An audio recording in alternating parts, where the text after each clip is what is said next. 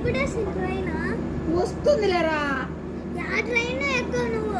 Yeah train అంటే మనం పోయే ట్రైన్ రాకోకుండా యా ట్రైన్ అంటే ఆ ట్రైన్ ఎక్కుతావా? ఇప్పుడు వస్తుంది, ఇంకా 10 నిమిషాల్లో వస్తుంది. జాగ్రత్తగా ఎక్కాలా. నువ్వు ఎక్కువ జాగ్రత్తగా. అంటే నేను ఎక్కలేనా? నువ్వు ఉండలేదేమో నన్ను ఎక్కిపోయా.